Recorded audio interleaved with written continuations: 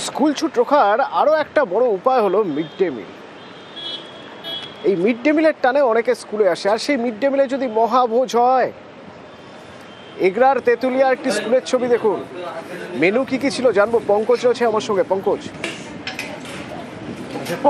একেবারে এগরা থানার যেখানে তেঁতুলিয়া প্রাথমিক বিদ্যালয়ে পড়াশোনার চাপের মুখে যেখানে খুবই পড়ুয়ারা কিন্তু যেখানে তাদের হাসি ফোটানোর জন্য প্লাস পড়ুয়া মুখে হাসি ফোটানোর জন্য স্কুল ছাত্রছাত্রীদের জন্য মহাভোজের আয়োজন করলো। যেখানে সেই ভোজে রয়েছিল ফ্রাইড রাইস, চিকেন চাপ এবং মিষ্টি, দই, পাঁপড়, বিভিন্ন খাবার, ভোজ্য খাবার আয়োজন করে। কারণ যেখানে এই পিছিয়ে পড়া অনেকেই আছে, পিছিয়ে পড়া ছাত্রছাত্রীরা তারা এতে কিন্তু তারা বিভিন্ন রকমের আবদারও করে স্কুলের শিক্ষকদেরকে। সেই আবদার মেটানোর জন্য স্কুলের শিক্ষকরা তারা কিন্তু আয়োজন করেছে মহাভোজ। আর এই মহাভোজে বিশেষ করে ফ্রাইড রাইস, চিকেন চাপ, দই, মিষ্টি, পাঁপড় আয়োজন করেন শিক্ষকরা।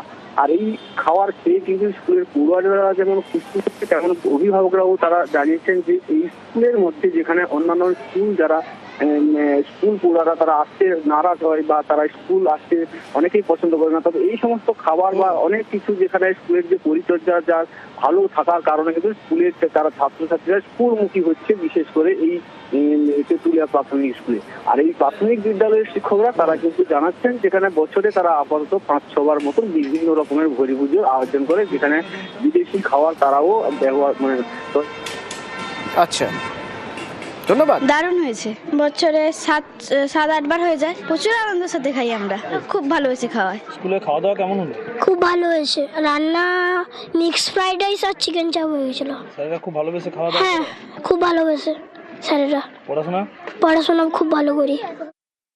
আমরা চেষ্টা করি বিভিন্ন রকম পদ তৈরি করার, বিভিন্ন রকম রান্নার মাধ্যমে বাচ্চাদেরকে খাওয়ানো এবং বাচ্চাদের কাছ থেকে আমরা ফিডব্যাক নিই যে তারা সেটা খেয়ে কতটা আনন্দ পেয়েছে। পিছিয়ে পড়া যারা ছাত্রছাত্রীরা আছে তাদের কথা ভেবে আমরা কিন্তু এই কাজগুলি করি।